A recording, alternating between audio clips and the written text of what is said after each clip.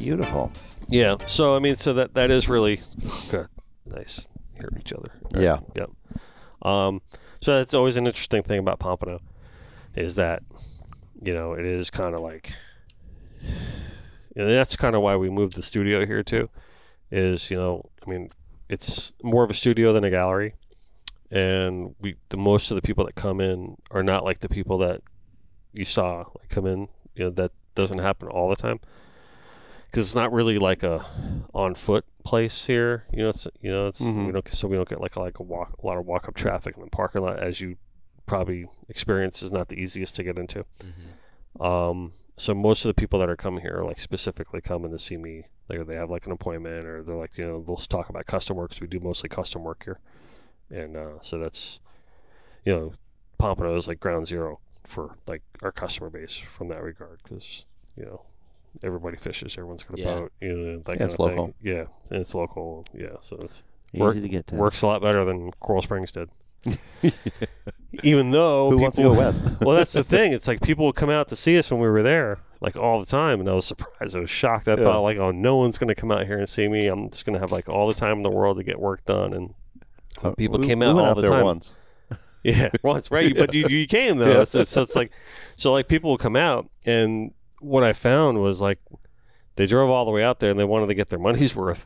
You know, it'd be like, well, I'm not going to just like drop this thing off and then leave. Like I drove all the way out here. I'm going to like hang out with Dennis for a little bit and talk. And I ended up like having like great conversations and all this stuff. So that's one of the reasons that we started the podcast. You know, so it's like, I'm having people come out and tell you we might as well record it, because I started having like great conversations with all these like legend fishermen and stuff. So yeah, it's cool. We rolling? Now you got these two legends on today. I do. Well, thank you. And I'm honored. You know, all right. That's a lot to live up to. You know, in light of that, I'm going to officially welcome you guys to the Connected by Water podcast, fueled by our very good friends at Papa's Pilar Rum, who remind you never to be a spectator. I'm your host, Dennis Friel, and we are coming to you from the Connected by Water Studio Gallery in scenic and sunny Pompano Beach, Florida. Carlene joins us here behind the bar. Yay! Golf clap. Very happy to see you. We are a Waypoint hosted podcast. You can find us there, or also watch, listen, and subscribe on YouTube, Spotify, and Apple Podcasts. Do not forget to hit that like button. And please, we would love to hear from you in the comments or by email at sales@connectedbywater.com. Very special thanks for their special support from our pals over at Finor Sunglasses and Olokai. And before we get started, I'm going to mention our do-gooder. Our Starbright do-gooder is Nelena Haskell up there in the Indian River area. And this week's do-gooder is actually a mother and a daughter team. Nelena and her daughter assisted our friend and Starbright's conservation director, Corey Redwine, in planting some mangroves a couple of weeks ago. And for that, she becomes a certified Starbright do-gooder. So, Nelena, congratulations. You win the bucket of fun provided by Starbright, which has the boat wash, the Riggy sponge, and all kinds of goodies, the fuel treatment, and, you know, the salt off and all that. So, congratulations, Elena. Good job. Good job. Good job. So I have a very special guest in front of me today. My good friends, Barney Heath, Travis Suit. And, you know, I want to just say, Travis, when we started this show, I always kind of had, like, we never wanted it to be just a fishing show. Like, we would Connected by Water. We would, like, encompass all things being on the water, water sports, paddleboarding included, you know, kayaking. We just had Adam Fisk on where we were featuring him as a kayak fisherman, catching huge black marlin on there. So we want to really kind of cast a wider net than just like kite fishing out of Pompano, you know, even though we're Pompano proud and all that. So from the very beginning of the show, I always did have it in the back of my mind, like, man, I'd love to have Travis on one day, because it really kind of exemplifies all that we just discussed, but so much more. You really are a special person in all that you do, and we're definitely going to get into all that today. Barney, same with you. I mean, always wanted to have you on the show, and we talked about this, like 8 months ago, like, Barney, you just got to come in the show, and you're like, I don't know, what am I going to do on this show? I'm like, dude, come on, you have great conversations. I mean, that's all it needs to be. And when you started training for what we're about to discuss, I started seeing some stars align to get this particular episode going. And when we saw each other at the summer splash. What's your party called? That you have? Splash Bash? Splash Bash. Back to school Splash Back Bash, to school, man. where I was the slide king. The Yes, slide- you were. Right? You were great. You had those kids going. Hey, Travis looks like he needs an explanation here. All right, so listen. So she throws this party every year. Carlene does at her house, and it's called Splash Bass, and it's god awful hot outside, like It's in the horrible. middle. I have no Horribly hot, like no sun, no unmercifully- shade, yeah, no nothing. unmercifully hot. She's got this big, huge kiddie slide, like water slide, 25 high by 72 feet Yeah. long. right? Oh yeah, it was a big one. Yeah. Big boy. So to get my son to go on it, because he doesn't really know any of the other kids there, and he's kind of antisocial to begin with, right? He's like, "Dad, you got to come with me." So it's like, all right, fine. So I'm in the middle of this staircase on this slide, and did I already tell this story on the show? I probably already did. So she's looking at me like she's told this story 100 million times. I'm just tired of hearing it. Anyway, I'm just pulling up the pictures of this Slide Okay. King. so I'm like in the middle of this. There's all these like 50 kids on the slide. It was like, so I'm like, all right, whatever. I'm gonna have an Adam Sandler moment with this. So I start like talking trash to all these kids, and I'm like, I rule this thing. I am the best at sliding on this thing. None of you guys can slide as good as I can. And they're like, no, no, no. They're all like arguing with me. So I'm like, in fact, I am the Slide King, right? And then that's how the Slide King became legend. Yes. So much to a point where once I was done, this little girl walks up to me and kind of tugs me on It the says, shirt. "Did you kick my little brother for pushing him off the slide?" Is that what you said? Did you push my brother down the No, slide? that's not what she said. That's- She goes, "Excuse me, Mr. Slide King." I'm like, "Yes, dear." She goes, can you go talk to my dad and ask him if he would go on the slide like you went on the slide with all of us, right?" And I go, "You know what? I know." I was like, "Oh, right." And I said, "Tell you what, why don't you do this?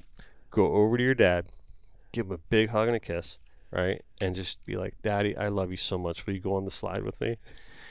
She exhales and takes a long, hard look, like deep into my eyes, and she goes, "Yeah, I don't think that's gonna work. Can you just go talk to him?" And I go, "No, honey, I'm not gonna talk to your dad." But it's all good. So anyway, I was just like, "What the hell was I going with that? The Slide King." Anyway, so so we were talking at the Splash Bash, right? Yes. And I said, "Let's do this episode," right? So that's when I texted you, reached out, and we got it going. So here we are. So Travis, we've known each other, not well, but we've known each other for like a long time, right? It goes back to your tropically impaired days and all that, right? But years ago, you started this organization called Piper's Angels, right? It's for your daughter, right? And for, best way I can explain that. And why don't you explain the rest of that to me? Yeah. Well, thank you so much for having us here. This is awesome. This is fun. I love the studio. Thanks. I love the whole experience so far. Nice. It's awesome. So Nice. if anybody ever gets a chance, it's a lot of fun already. So, when Piper was a little girl, she was always sick, and it was just like recurring. And the doctors would say, "It's just kid crud, it's just a sinus infection, whatever, we'll give her some antibiotics and it'll kick it." But it would come back, and it would come back heavier and heavier. And so, that was from the time she was an infant right up until she was 4 years old. And when she was 4, she got pneumonia. And they did a chest x-ray, and, they could see the fluid in her lungs. And they said, something is not right. We need to get to the bottom of it. So we need to start doing more testing. And it wasn't, a couple weeks later when we found out. And, her mom called me. I was on my way to work at the time. And, she said the doctor called. Piper tested positive for cystic fibrosis. And I was like, "Are you sure, this?" And then she's like, "No, they tested her twice and it's, conclusive." And, our family did not know what cystic fibrosis was. I was just going to ask. I mean, even at that point, when you hear that, do you really even just the gravity? Like, do you even know what it is? It was like hearing something totally foreign, and still, I could feel that, in that moment, I could feel that like overwhelming sense of like, when the blood rushes out of your face, and you just feel that the weight of something drop. And of course, in that moment, I was angry, and I was emotional, and I was really upset, kind of just in general. And And it kind of is like it's like your whole reality kind of implodes with a diagnosis like that, because everything then changes. It's like instantaneous, right? It's like one phone call. When I get to talk to any type of youth groups, I'm always like, look, the opportunity is to really appreciate your life and be grateful for what it is right now, because life can change in one phone call. 100%. That's it. Yeah. And you don't know when that's coming. So, and that's what it was. And it was really overwhelming. And Piper was a little girl, and it's like, for any parents, they know, it's like when you have a little child, it's like they're so precious, they're so sweet, and they are so innocent.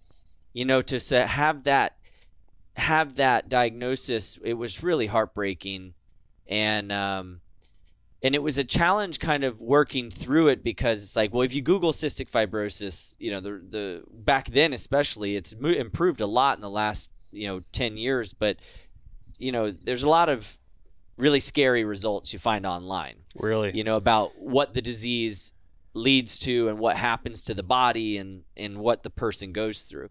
And so it's kind of like, well, not only is this a diagnosis, but this is an uncurable chronic situation that's progressive, which meaning it's only going to get worse. And for people who don't know, and it's taken me, even after a decade of being a CF parent and in the CF community, and it's so challenging to understand, but the simplest way I can explain it is that it's a genetic disease, so it has to come from both parents, right? And that means that if I'm a carrier and my partner's a carrier, that child has a 25% chance, right? So it's like rolling the dice. Like 1 out of 4 is going to have CF. 2 out of 4 are going to be carriers of the gene, maybe not know it, and then 1 is not going to have any CF genes.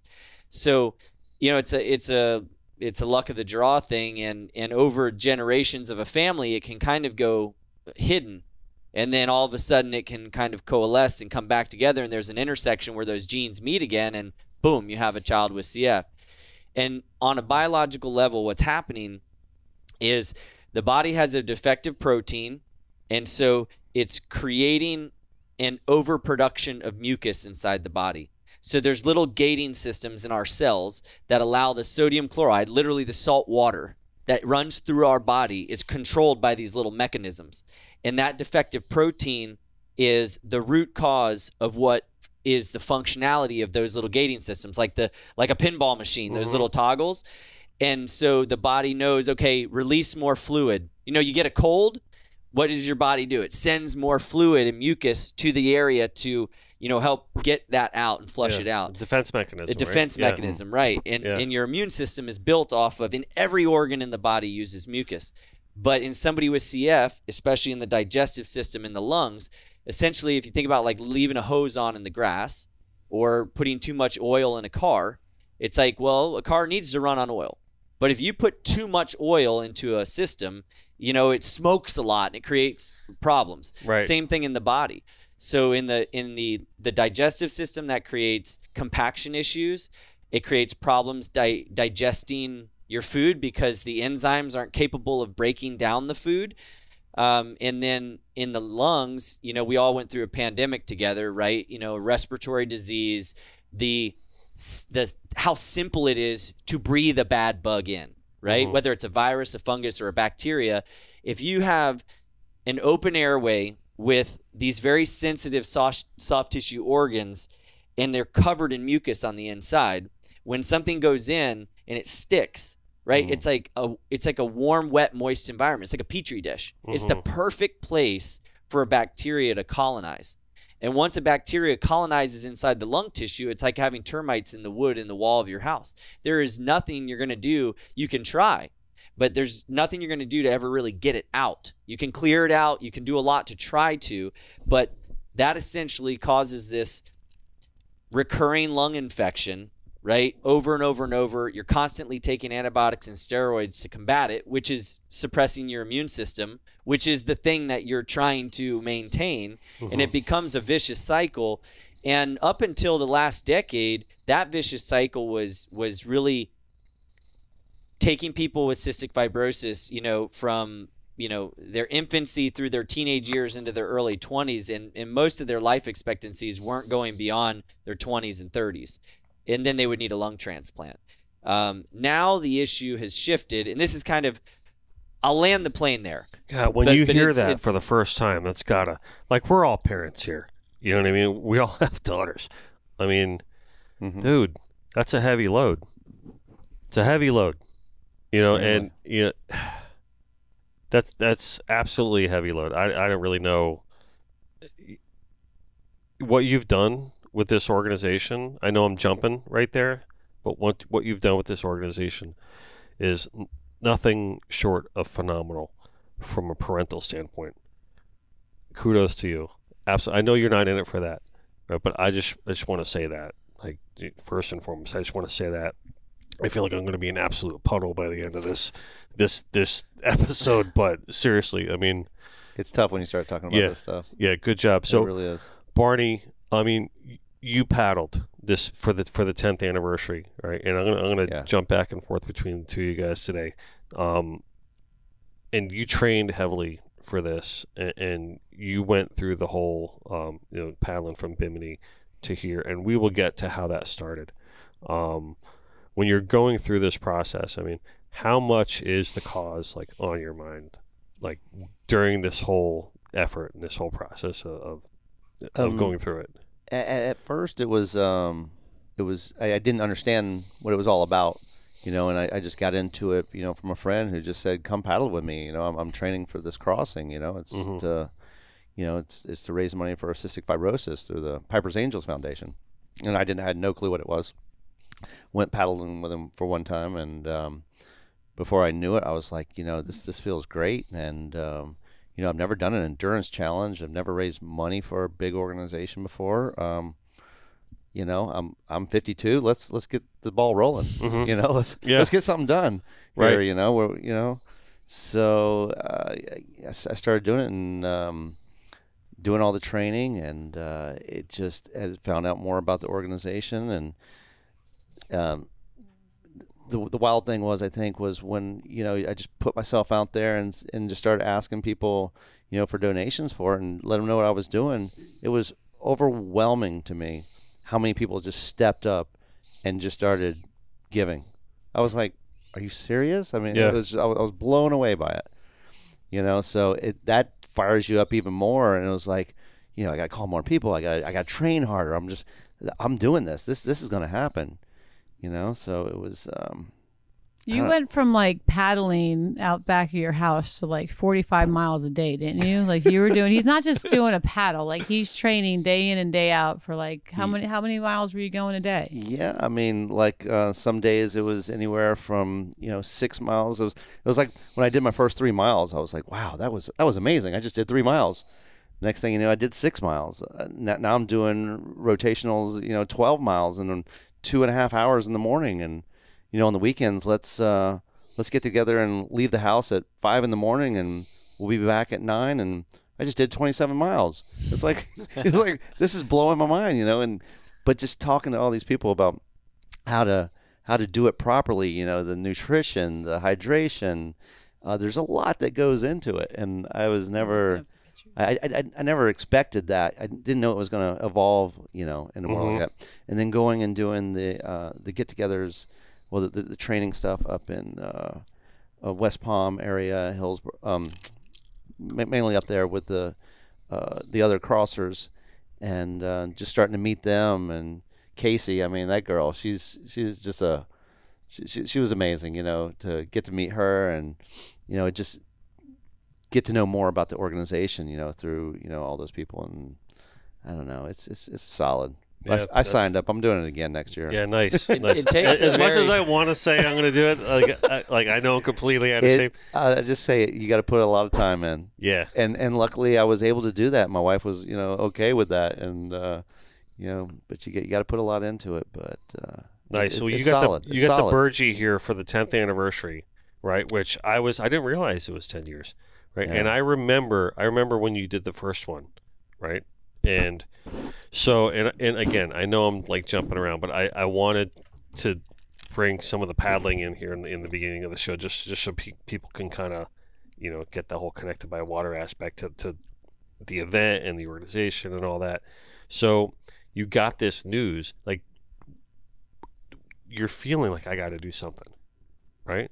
He doesn't have a choice but to do it at this point. But this is where the warrior mode Yeah, comes but you're like, on, I got to do something, and you came up with this. You know what I mean? But take me through that process. Yeah, it was it was a very strange but kind of miraculous process in a way, and I just want to say in relationship to Barney signing up, it does take a very special person to make that kind of commitment. Sure. Like I've seen it now over the years, like hundreds of times where, I'll be at a restaurant or something and somebody's like, what is it? And it's like, there's always a little twinkle in somebody's eye when they're like, huh? What did you? And they're like, and it's so funny because sometimes that'll simmer for years. Yeah. And then 4 years later, somebody will call it. They're like, this is my year. And I'm like, year, yeah. all right, like we're ready for you. But so just, I just want to recognize and acknowledge the courage and the commitment and the daring, it takes to step up and make that commitment. And he didn't just get out there and kind of sort of go for it, right? He really committed in a big way with the training, with the fundraising, and even the follow through. Yeah. And that to me is what's so beautiful about the opportunity of the crossing, is because of the representation of advocacy that it creates because of the embodiment. Mm-hmm. You're looking at, he did it, it's incredible. So thank you. I really appreciate sitting here with you and having this opportunity, and it's very awesome. Special. This is very special. Yeah, this isn't just your everyday average, give to an organization kind of thing. There is the effort. I mean, being friends with Barney, I saw the training that he went through. There were a few times where I'm like, hey, can I paddle with you today? You know what I mean? It didn't work out, right? He's like, well, I'm doing 40 miles today. I'm like, maybe I'm not going to paddle with you today. Maybe I'll pick up part of a leg of it, you know what I mean? Or something like that. But yeah, but when I saw that's my point, is when I saw the intensity of it all, I was like, man, this is really such a commitment. And it's so admirable. And that commitment is for the paddlers, of course, but it is just as hard to me. It's just as much of a commitment for the captains and for the crew. Yeah. Oh, absolutely. To be on a boat idling for 15 hours across the Gulf Stream, I would rather be in the water paddling. Yeah. So it's a big commitment for sure. Yeah, I had two of my best friends, running the boat for us, and my son and daughter on there, and we were talking about it earlier about being seasick. My son's just puking away at nighttime, but he's out there and making sure every hour I got my food and got my drinks, and he was still right there, and that was special, doing it with my kids, having them showing them you can do stuff like this for people that need your help, and you just gotta, I don't know. I don't know. It wasn't a sacrifice. It was just, you got to put your mind to it and just commit and do it, and it was good to have that organization there to do it, and being connected by the water. I mean, it was my calling because I am so comfortable there. At nighttime paddling, and people were like, oh, wasn't that scary? Something's going to get you. I'm like, I feel at home. I feel absolutely natural and just in it. I'm glad you brought that up because I failed to mention, for context, I probably should have introduced you as you are a professional on the water. I mean, you're a professional boat captain. This is how you Captain Bobo's in the house. Captain Barnacle. So I mean, I think that's important. I think to illustrate the point like this, you are home there. It made sense for me to be there and be able to do it, because that was, I don't know. I just felt at home doing it, and it was, I was connected to it, Sure. We're proud of you, Barney. Yeah, for sure. I watched the transition as well. So yeah, it's really outstanding stuff. I mean, and this is why we're here today, because I wanted to put a spotlight. I mean, not only just on you, but everyone else that has paddled. You're 10 years here. You know what I mean? So you've had 10 years of people doing this, and what sort of dent has this made in the battle, in the fight? Yeah.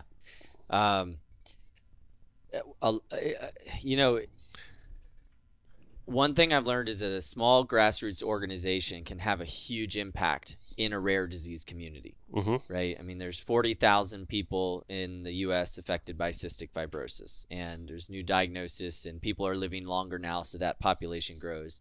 And there's an estimated and an untold another 100 to 180,000 worldwide in a lot of countries, and we can get into that later and kind of where we are with Piper's Angels and the impact. But you know, it's had an impact on people on a personal level. It's had an impact on my family. It's had an impact on our community, and it's had an impact on other communities. It's had an impact in Bimini, you know, as a big event coming, and a large recreational boating event, and the revenue we bring there. It's had an impact on hundreds of families every year, like hundreds. Like, it kind of blows me away that, you know, when we started Piper's Angels, initially it was, okay, well, we know the salt water is good for people with cystic fibrosis.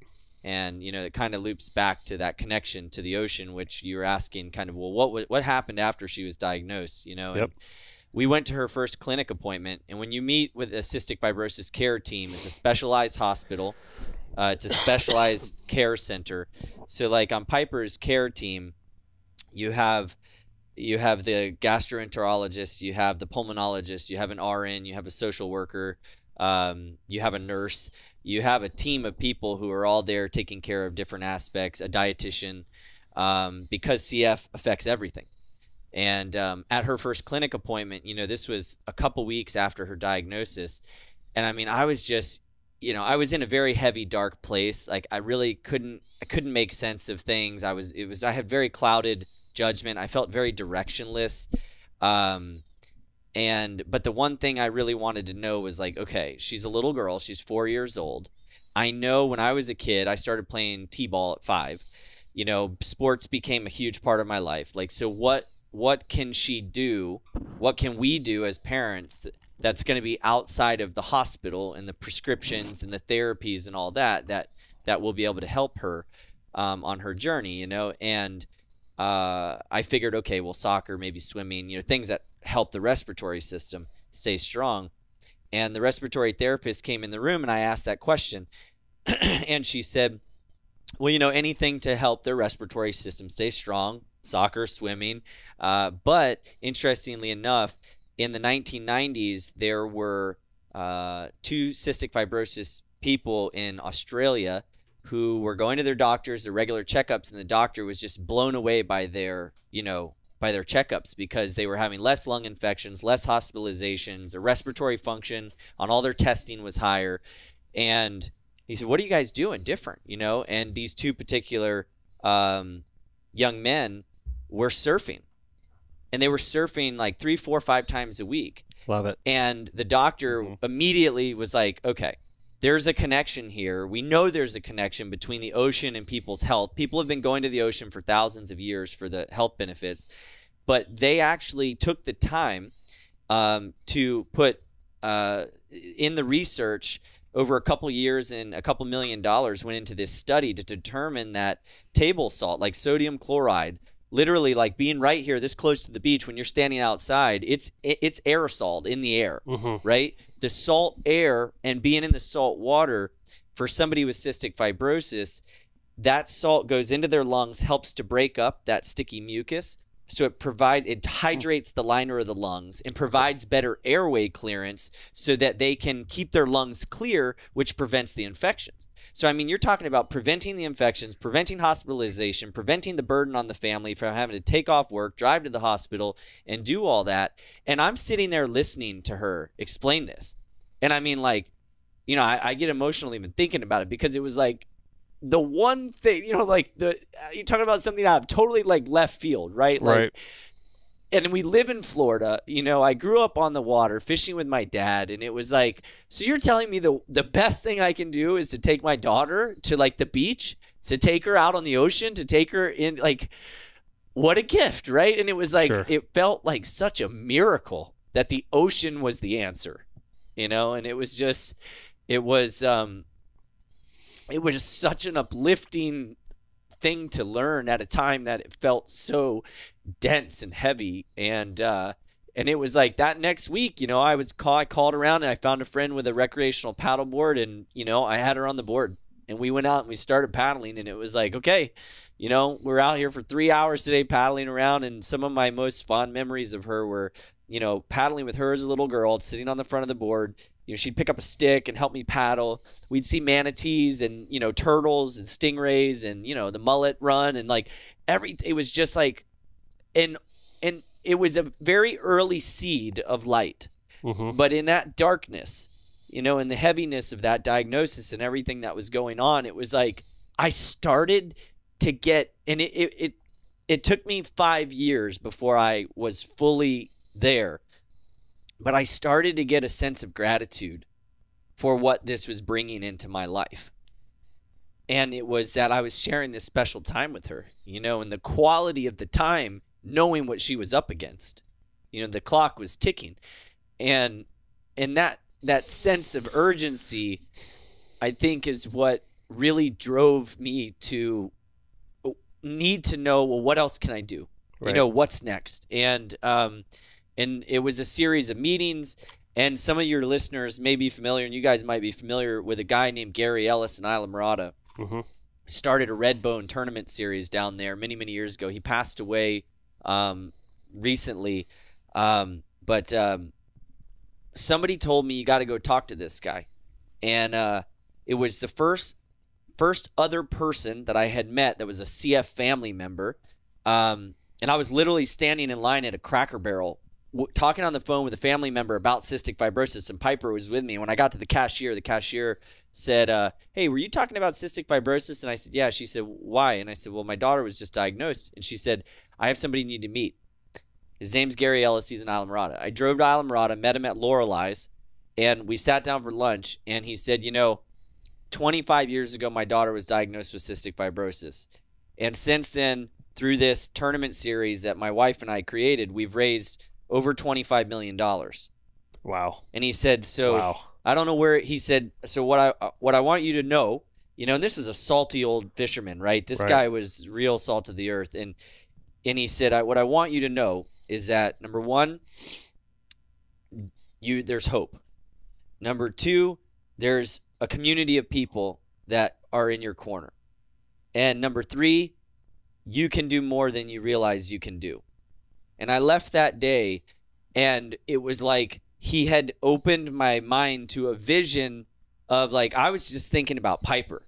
Sure. Right? And I was just thinking about, like, God, what is this? How are we going to manage this? And how is this going to work? And, and he really expanded my perception so that I could see a future that was not only going to be beneficial and advantageous for her, but it was going to be empowering in a way where I could see how surrounding her with people who cared, in a community of people who cared, could in itself be worth it and healing.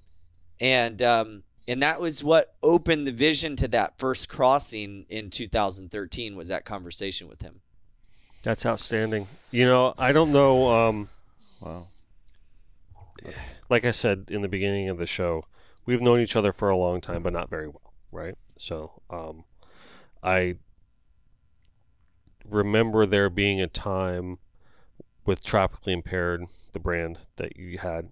This is going back 15 years ago, something, right? So we went to an event. In Tiki Bash. Yeah, right. Yeah. That you guys had. I think it was in Jupiter, right? There was another, like, the event you had, like, blocked off. Yeah. The streets in Jupiter, like near the Marlins Stadium or something like that. It was a block party. Yeah, a block party. And I just remember, like, you're up on stage, you're doing all this stuff, and it's just like, and I remember making the comment to Liz, to my wife, like, just going like, man, like, that dude's really got these guys going, like, and I instantly noticed you being just this alpha character that had the ability to lead people, right? And that's obviously evident in all the work that you do today. It was evident to me back then.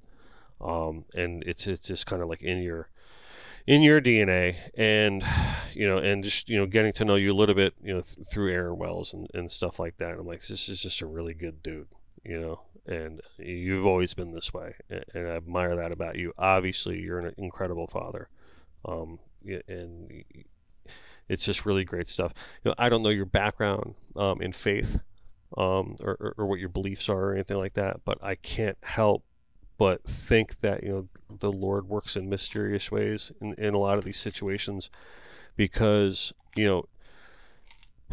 in the effect of what's going on through God touching you and your family with this, there is hope, right? And there is the work that you're doing is great work, and it's phenomenal stuff, right? And if I want to bring a silver lining to all this, it doesn't discount like what you're still having to go through, obviously. You know what I mean? I don't want to belittle that by saying that, but I'm trying to bring a picture of you coming into this situation, the why, the what, the how. You must have questioned it a million times, right? But if there is a silver lining to it, you are bringing to the table something of great value that not every parent that has received this diagnosis is bringing. It's phenomenal stuff. Phenomenal stuff. Thank you. The organization that you have developed spawned from this initial crossing, right? Take me through that day. Yeah. So that first crossing was in 2013, and it was, I knew it was like, okay, it was in my wheelhouse of, I got to, I was always an endurance type of athlete, and I was looking for something that would be a bigger challenge, that from my event experience, that I knew, like, okay, what's the point of this, right? Well, it's to create awareness. You want people to know. I mean, that's the whole idea.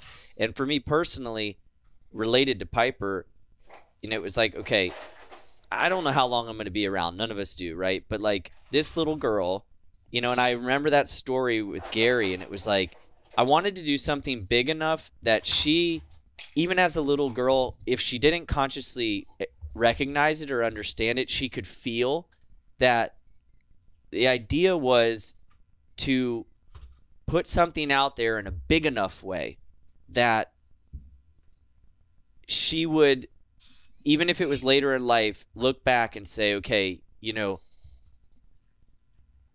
you can define your life even with a disease like cystic fibrosis. The disease doesn't have to define your life.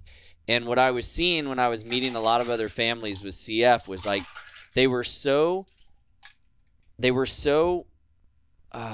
struck with the fear of this, with the worry, the stress, the anxiety, that it literally, like, it either tore them apart as a family, right, or it paralyzed them. Wow. And it was like, you can understand why. I mean, sure, it's there. I don't think there's anything wrong with that. There's nothing wrong with that. But it's like that's what I was scared of. Yeah. Was Piper forgetting to live her life, just because of that, right? And it was like, I mean, thank you, Carlene. Bob Marley was 37 years old when he died, but his impact and what he created was pretty amazing. And it's like, I think about that, and so that was really what we were going for, what I was going for. And we created a lot of awareness. The whole story of the first crossing in itself was crazy, because we decided to go in August. We were in Bimini. We got a low pressure system that moved in. It was blowing like 25, 30 mile an hour gusts out of the southeast. The Coast Guard. On the first crossing? Yeah, the Coast Guard called me on my cell phone. Come on. And we had 2 boats and just a small team. And it's just you at this point, right? Yeah, myself and 3 other paddlers. Three other guys that had joined. And the Coast Guard called and said, we're advising you not to do this. We heard you're doing this. We were saying this is not a good idea. And I was like, okay. I talked to everybody. But you guys are going to hear me when I call, right? Yeah, right. Like, you're going to answer. We don't really have a choice. We're kind of committed to this at this point. And still to that day, that first crossing was more kind of stressful as an undertaking than even now. So basically, you're saying, so we went.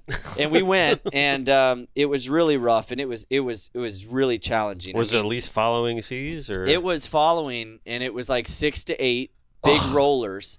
And I'm talking at night, and you have to imagine 2 30, 4-foot ventures going through the waves like this at night in the middle of the Gulf Stream.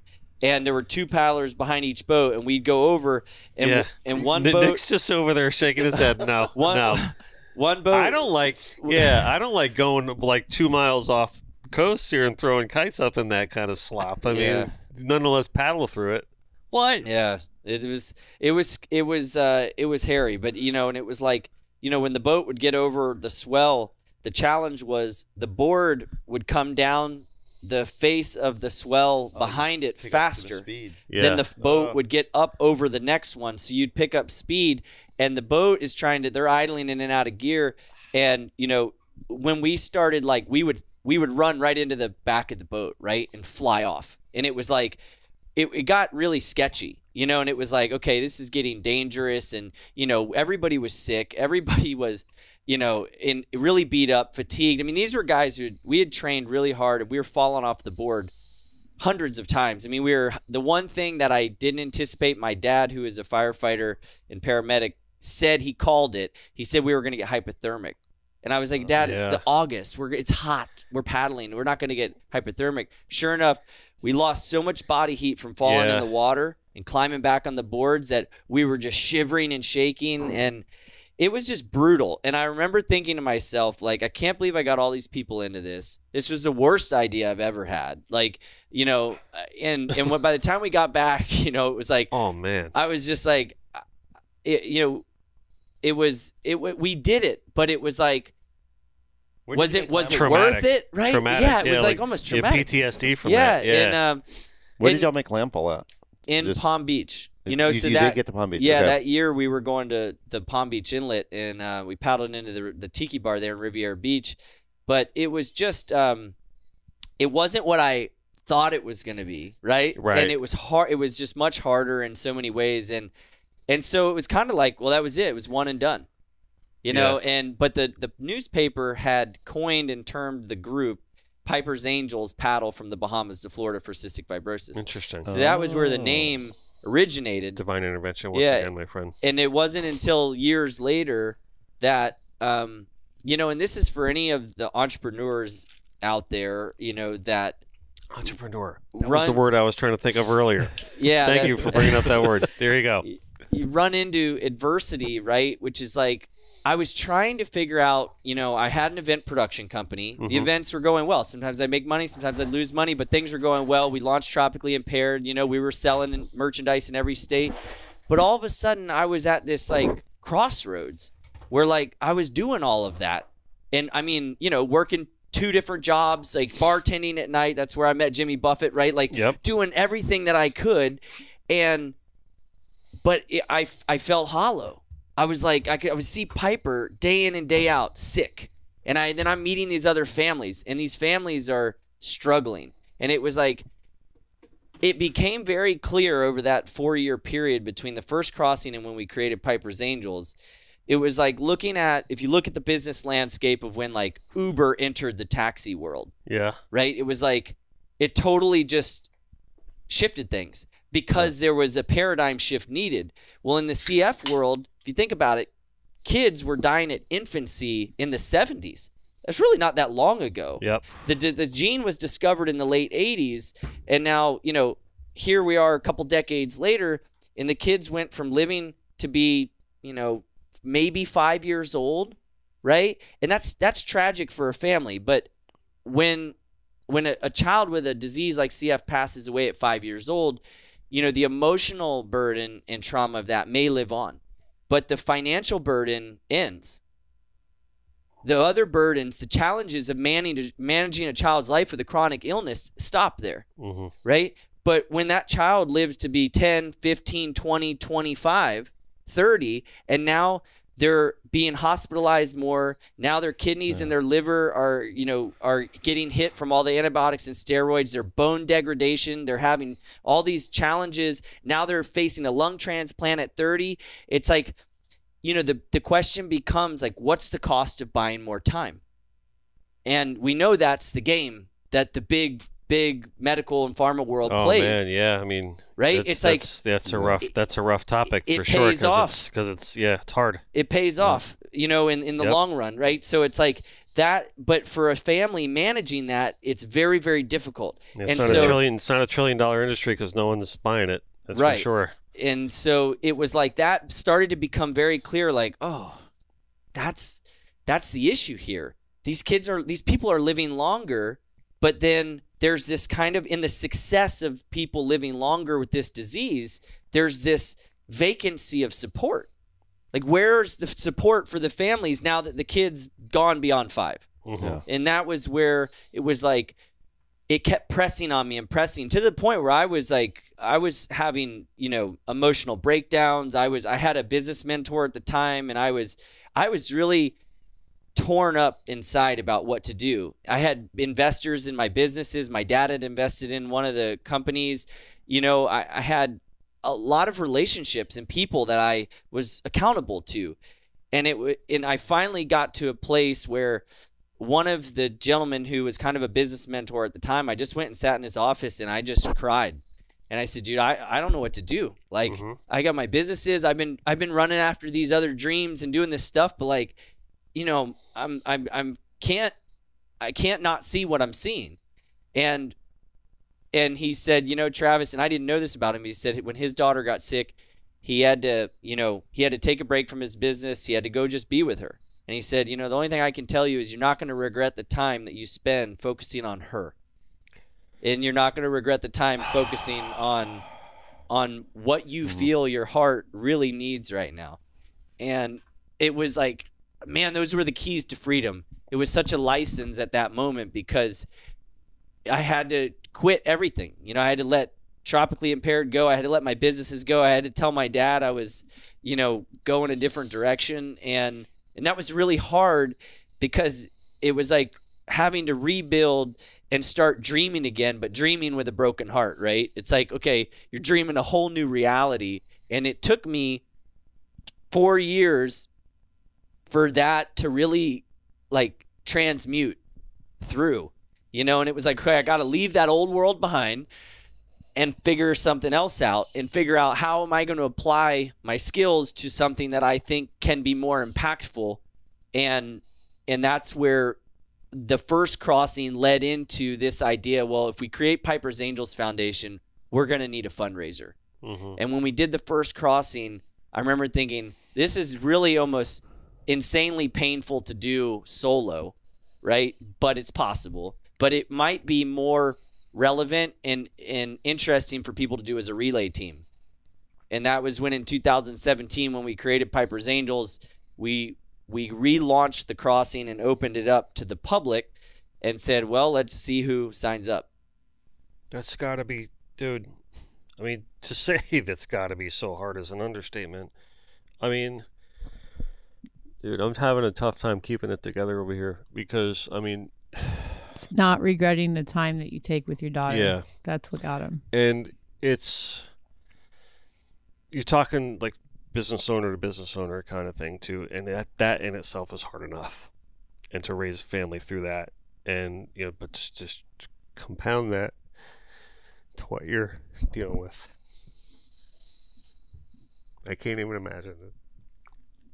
I'm sorry. I really am. And we're here to support it.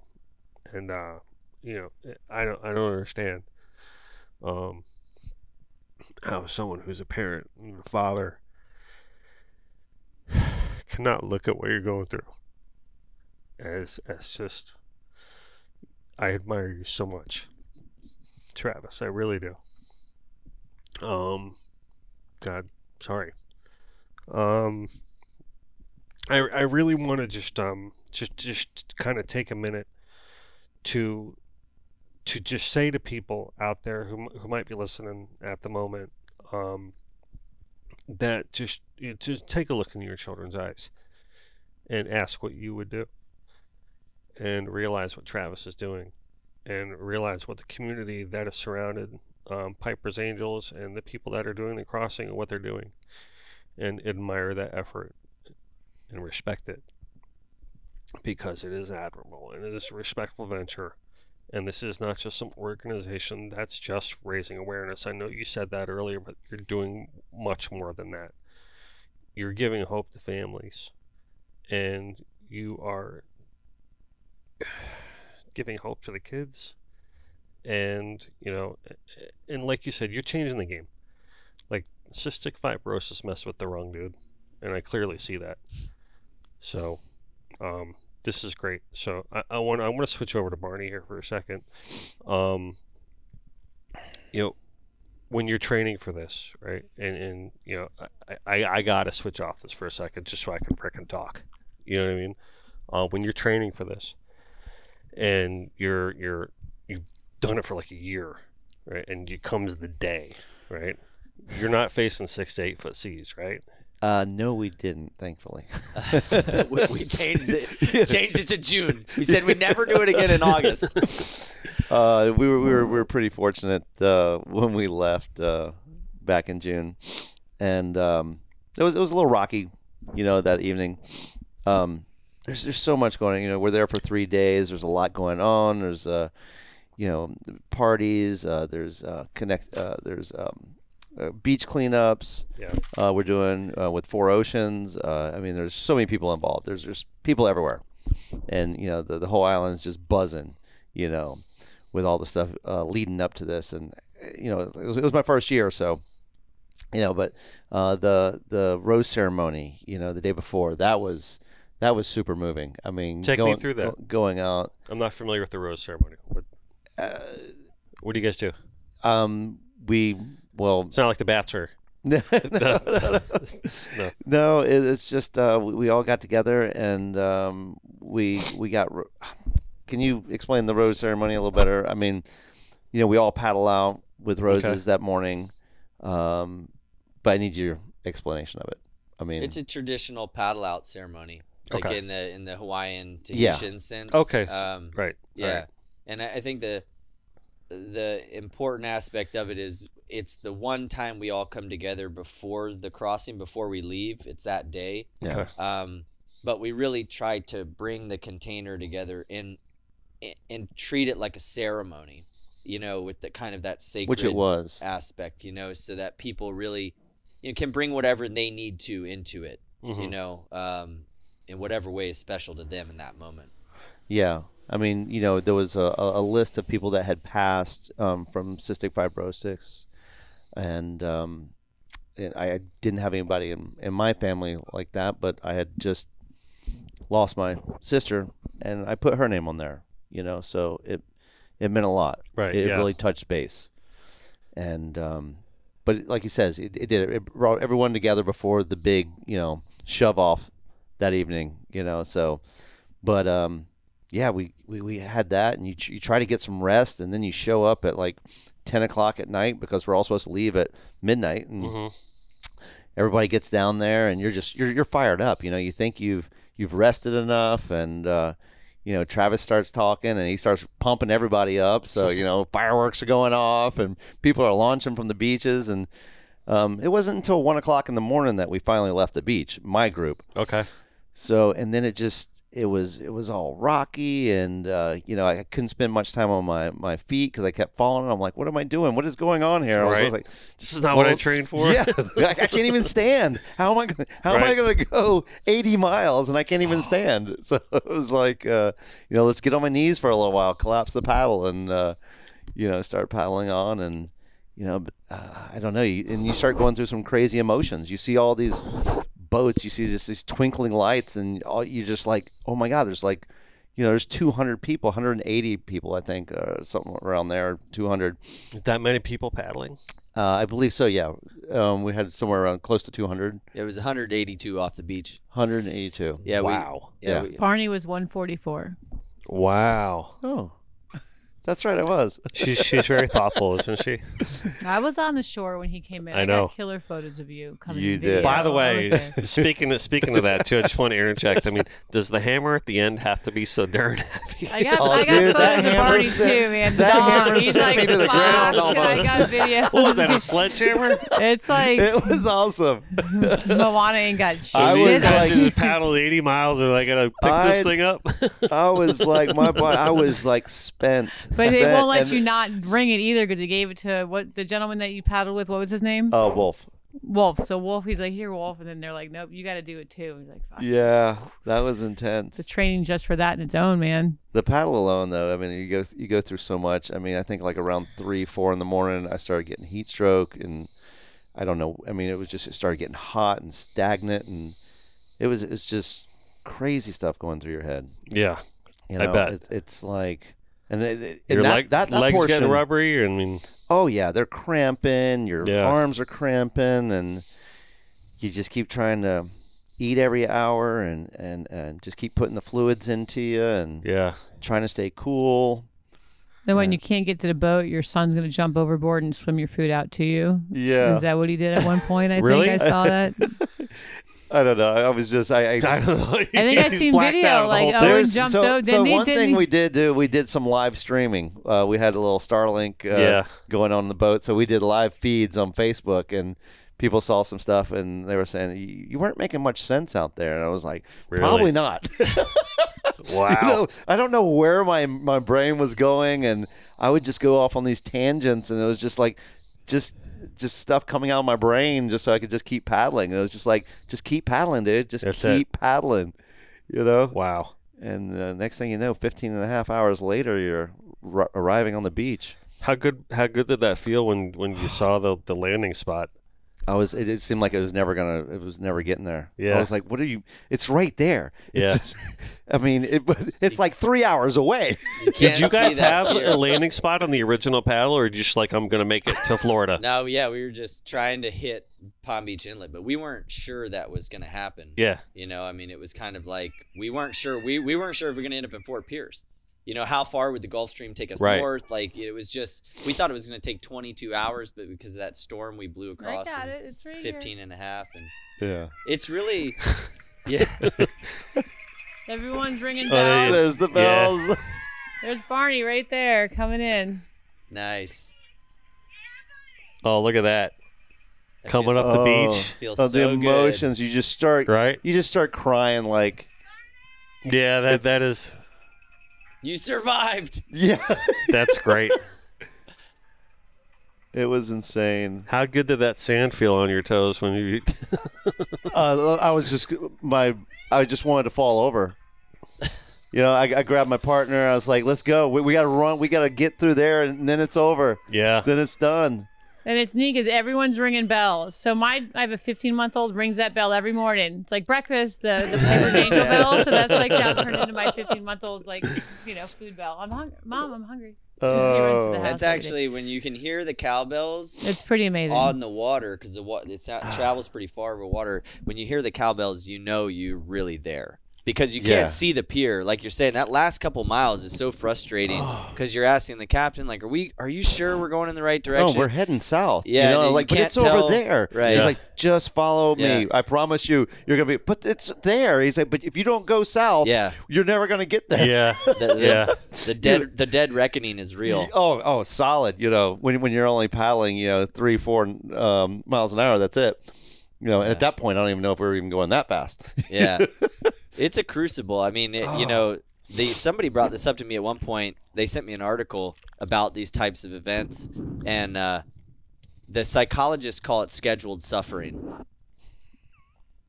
Interesting. Yeah, because it's like humans do it out of a human behavioral thing because they want, Right.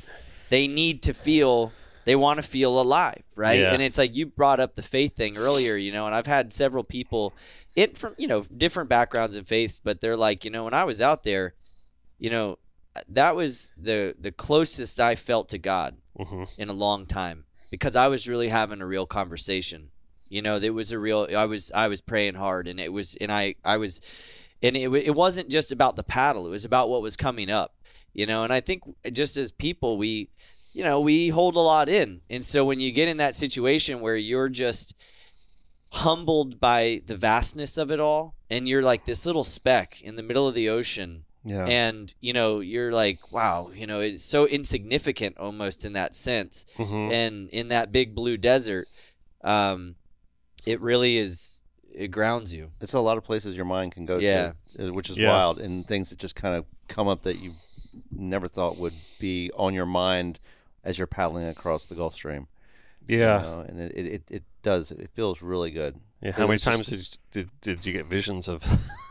He's like, am I at a Grateful Dead concert? Or am I Well, that's paddling? like almost like a trip if you think about it. You got the lights on the water. You can't tell where the horizon is. I spoke You to got God, the, man. Like eating peyote sitting under the tree in Is that sun Yellowstone. coming up? What is Yeah. that cloud I'm looking at? I It's mean, him. it's like The bioluminescence in the Yeah. water can Oh be really yeah, that trippy. must have been cool, huh? Yeah, it can be really. we didn't have it on our where we were, but I've heard about it too. You know, and then we had some people, you know, had the little hammerheads swimming around them. You know, Yeah. There was one a pretty girl good that I one. saw on social media that she Yeah. had a video of it just like tailing right behind her. You know, she Yeah, was I saw swimming. that too. Yeah, That's she was, like, right. right there. It was like it's Sketchy. pretty. I mean, I'm just checking it out. Luckily, Yeah, her that's and it, her that's it. husband are mentors, like trained mentors in the crossing. They so were super. They were real. calm. They handled it So perfectly. calm. Thank goodness, because that was a real viral moment. Yeah, There's right. This is no either gonna bad make way. us or break us. Yeah, over half a billion just television views, not Over the- including around the social world. media. So crazy. When It was- about that. Yeah, it was really insane. The number, like hundreds and hundreds of online articles, and the benefit of that was we had so many CF families reach out afterwards that were like, we didn't know about your organization, we didn't know about your event. Wow. I was like, See? thank that hammerhead. Yeah, right. Fins up, Exactly. Jimmy. Fins up, baby. I love it. You know, it's funny. You bring up the whole like what are the psychologist term? Scheduled suffering. Scheduled suffering. Like, and it's all like a self-sacrifice kind It's of like thing, doing right? a podcast with Dennis every Monday night. Bazinga. There she is. Man, when she strikes, it's like lightning. Oh, she's holding back. There's plenty she can feed on me or dump on me right now that we're not going to Fins talk up about. or fins down. Yeah. Down. The fins are down right now. Oh, poor fins. Anyway, we're not going to go there. Yeah. What I was going to say though is, I mean, it's funny because in a lot of religions they fast, right? And people who don't maybe understand that religion will ask, why are they doing that? What's the point of that? You know what I mean? And I think that really is why, is because when you put yourself in a situation, it causes you that suffering to reflect, or and just to say, okay, there's a reason I'm doing this, and it heightens your awareness. And if you don't have to eat for a day, or if you don't have to eat meat on Fridays, like for Lent, or like Days of Atonement or something like that, we just had with Yom Kippur, that it's a cause for reflection and that self-sacrifice, to where be like, no, there's something bigger at play here, and it causes you to stop and pause and say, no, I'm not just going to go through the routine thing today. Today is that day to do that and reflect and focus on a deeper meaning to life. Absolutely. So, and that's why religions do it. But if whether people agree in the audience or not, that's another story. But that is the reasoning behind it. So, we're in 10 years of this, and you just said 180 something people paddling. I mean, has that been like progressively getting larger and larger every year? Where do you see this going, like beyond? Yeah, the timelines, it was really fascinating because it's like, 2017 we created Piper's Angels, and we recreated the crossing and launched it, and we had 34 paddlers and 10 boats, and we raised around $133,000. And the end of that year, right, we started putting a board together, a board of directors. And I told them, I was like, look, I don't know, but I think that this thing could really get big fast. And, for me at that time, it was like, all right, I had a vision for what we wanted to create with Piper's Angels, but to do that, it was like, I'm going to have to really make jump at some point, and so at the tail end of that year, I said, okay, if we're going to go for this again next year and try to make this real, for the time and effort it's going to take, like, I'm going to have to at least be part-time with the foundation. Like, this is going to have to become a part-time job for me to do this full-time, essentially, right? Right. And so that was the beginning. And that was like the beginning, really, of Piper's Angels going into that 2018, and the event jumped to 100 paddlers and around 50 boats, and it was like, so it tripled in size, right? So the logistics and everything was becoming extremely complicated, trying to keep this event safe, and I was grabbing everybody I could, every friend that I had who was like, it was Legal. like, yeah, please, you're, one of my best friends, Sean Dunleavy, I'm like, dude, you are an airline pilot. Yeah. You communicate with a tower. I was like, we need a tower. We need a tower in the event, please. And he ended up becoming like the admiral of the fleet. But we really needed that. We needed that communication between the boats, the safety. And then so from 2018 to 2019, it doubled in size again from 100 paddlers to 209 paddlers off the beach. So, I mean, in 3 years, 34 to 209 participants, and the fundraising went from 133,000 in 17 to 675,000 in 19. And so, it was 365 days planning kind of the major production of the event, while also then trying to build out the foundation and the programming, which was a challenge to pace them, because it was like this thing was the monster, and then COVID hit in 2020. And so, and in the respiratory disease community like CF, COVID was like, I mean, if it was a concern for your average person, for somebody who's got a suppressed immune system, it was like, these people already live in isolation. Piper has had to wear a mask on a plane since she was diagnosed. So like all of a sudden, she was always the little girl people looked at and were like, what's wrong with her? Why is she on the plane with a mask on? Wow. She's the sick one. And all of a sudden, everybody had a mask on. So for people in the CF community, it was a little bit of like redemption, because they were like the original social distancers, right? The movie 6 Feet Apart about cystic fibrosis came out before COVID. Oh. If you go back and watch that movie, right, the name of the movie is 6 Feet Apart. Then we were all 6 feet apart. And that's how they lived their life. They're always lived in isolation because of the cross-contamination issues. And so when COVID hit, the Bahamas shut down. We couldn't do the event, so it was like, it was a real, I didn't know if we were going to survive just in general, as a foundation, because it had gotten so big. To keep it alive at that level required the infrastructure, and our team had grown, the board had grown, right? Jimmy Buffett joined the advisory board in 2019. Like everything had grown, and then it was like, poof. Yeah. And there was no event, nothing. And luckily, we survived that year. We were able to plan for 2021, and that was kind of our rebuilding year from the carryover, because there were a lot of people who had registered for 2020. So some of them carried over to 2021. We lost about 100 registrations. So some people just, situations, finances, whatever. And so since 2021, 22, 23, we've really been rebuilding. So to be back at 182 paddlers is almost back to where we were in 2019. Now, we always have an attrition rate. So we had 220 sign up this year. Right. And by the time we got to the day of the event, we were at 182, because either people, they move, they get, military situations change, they get injured. Some, but honestly, most of them some have people not finishing. Not finishing starting the paddle and having to just jump on the boat like I can't do it. Well, that's a different story. I mean, we had 182 off the beach.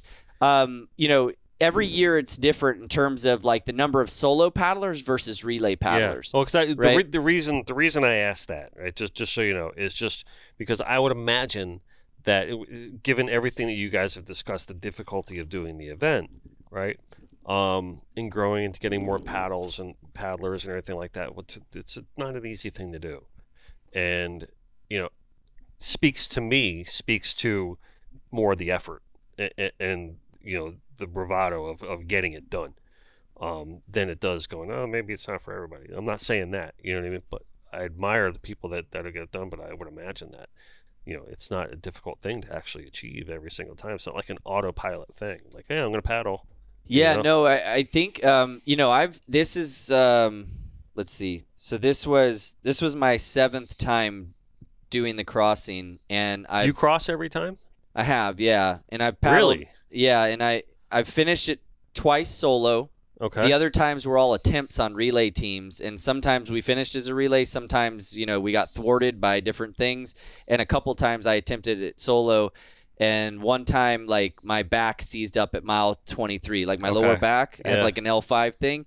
And I just literally could not physically paddle anymore. And I had to just get in the boat, you know, and that was the first time that ever happened to me in that way. And it was a really hard decision. Like, so I can relate now to people when they do it and they have to get in the boat, because what I try to relay to people is, like, by the time we leave the beach, we've already created a huge success. Sure. Right. So the paddling is like the gravy. Yeah. But the paddling, everybody's different. So, like, for one person, paddling 5 miles in the open ocean, especially in the dark, is a huge achievement. Most people have, for me. Right. Most people have never paddled 1 mile in the open ocean. So you really have to own it, and it's in how unique it is to you.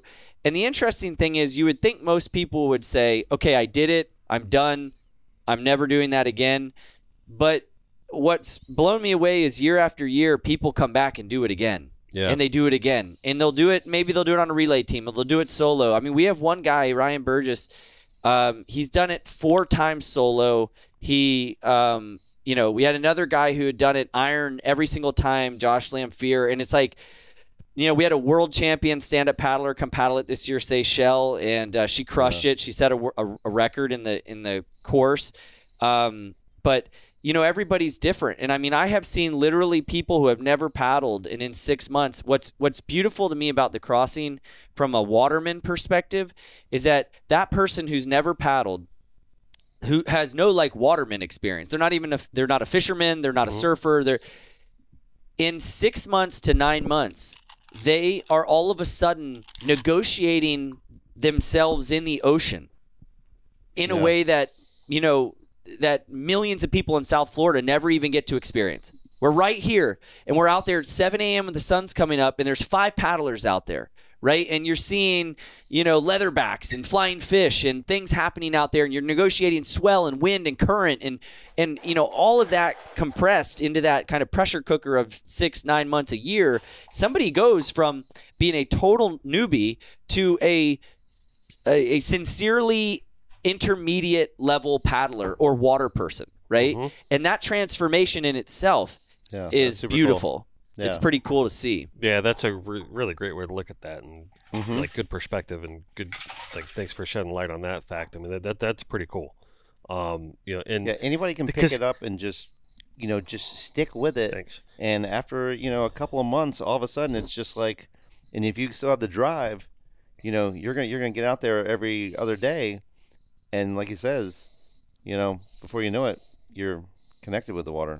So you basically just segued me with the point I wanted to make. I mean, I can't think of a better connected by water scenario than this, right? And this, to be outside the whole fishing portion of right. it and stuff. Well, I mean, connected by water is the community. Yeah, right. And absolutely. that is the basis. That is the basis that we started our company on, right? And this is the basis that we started this show on. Is that it's all about community and how the water connects us, right? And that is basically defines the name of our company, right? The way we say, no matter where we are, no matter what we're doing, we're all connected by water, right? And from Maui to Hurricane Ian to Hurricane Dorian to just our CCA water cleanups and all the different ways, like even like our Starbright Do-Gooder thing that we announced on the show. That is what it's all about. That is what touches us on the inside the most, is the way our community can rally when they need to, and there is just something about.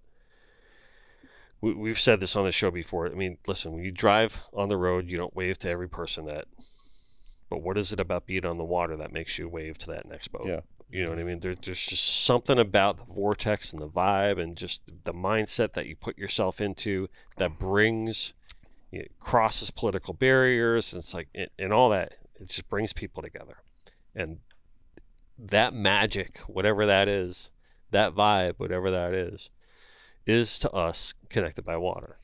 On that note, yeah, can I thank Barney for calling me into the industry 20 years ago? Oh, how about 15, 20, somewhere in between. 100%. There you go. Because I did one boat trip for 10 weeks and I hauled ass quick and never got my last paycheck. And I said, this thing's not for me in the marine industry. I was not the girl to be starting on vessels working.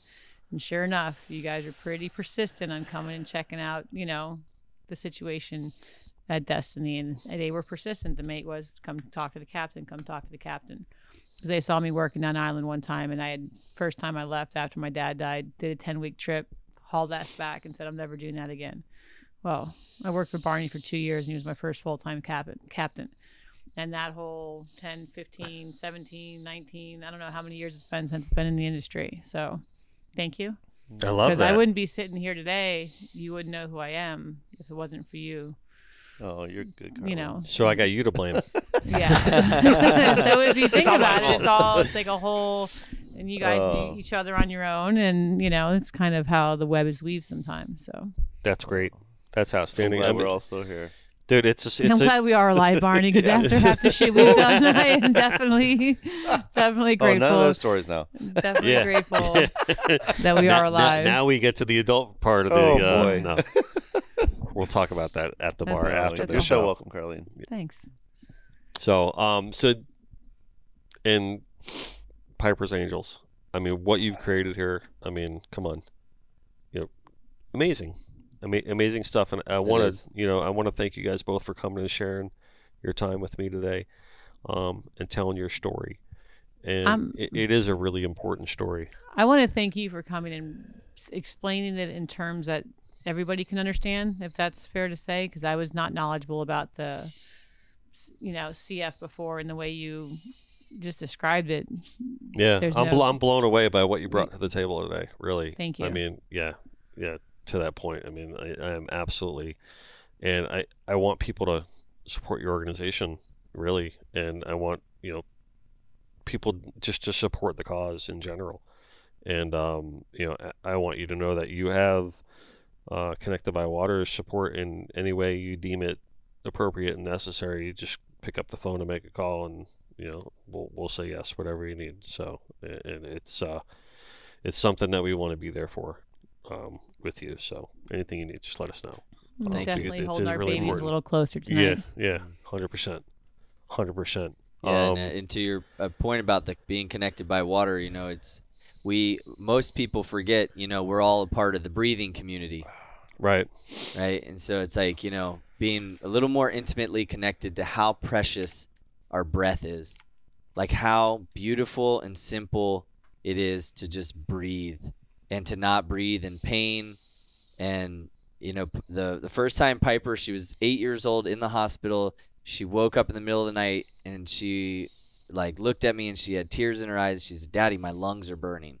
Ugh. And she had just tremendous pleuritic pain. Just her lungs were so inflamed. It was just, and it's like, we just take advantage. We take for granted our breath.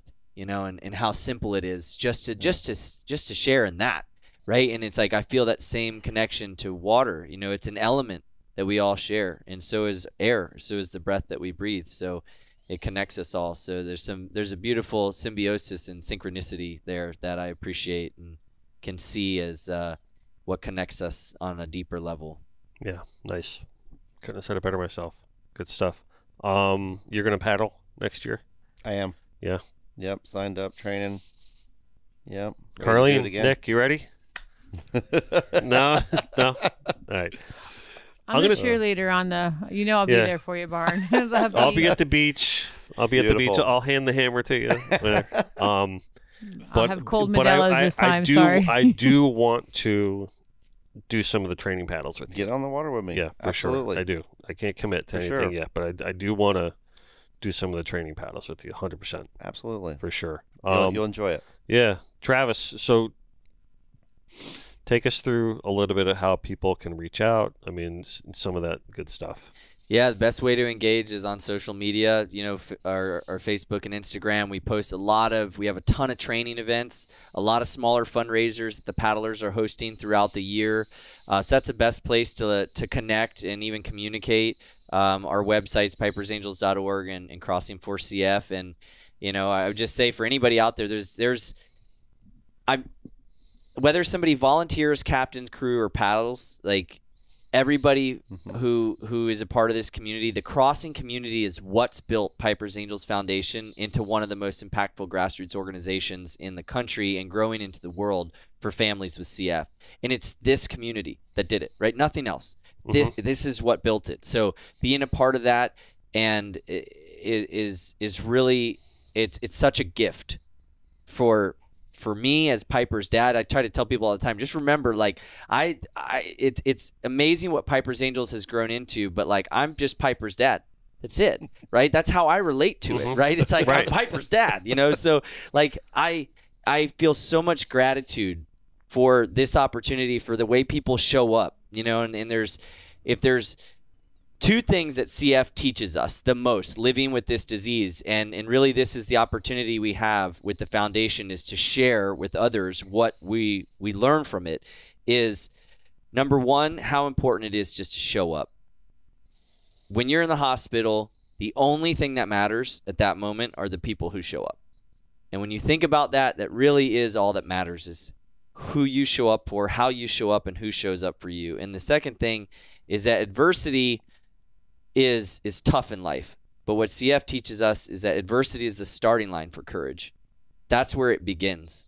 You know, so when you really are up against something, we all go through adversity. It's like you can ask 1,000 people in a room, who here has never experienced life adversity? Nobody will raise their hand. We all have a lot of adversity, and that's the beginning. That's really where life can truly begin, and it's so important. So everybody who comes into the fold with this, I really just invite them to see that that's really it. You know, it's not always about the dollars. It's about the time, the energy, and showing up. And that's what makes a difference. Show up. Yeah. I don't know, man. I mean, I'm not going to say anything to follow that up. I think we're going to have to leave that right there. That was impactful. That was good stuff. Thank you very much. Barney, thank you. Appreciate it, Dennis. Thank you for giving Travis the effort and Piper the effort. Thank you for coming today and sharing your side of the story. Travis, I can't say enough about it. Thank you very much. I want to thank Papa's Pilar Rum, for allowing us to create this podcast and have this show. We're going to end this like we always do, right? Your ego is not your amigo. Always do your best. Always do your best. And at the end of the day, just let God do the rest. And do not ever forget that no matter where we are, no matter what we're doing, we're all connected by water. Cheers.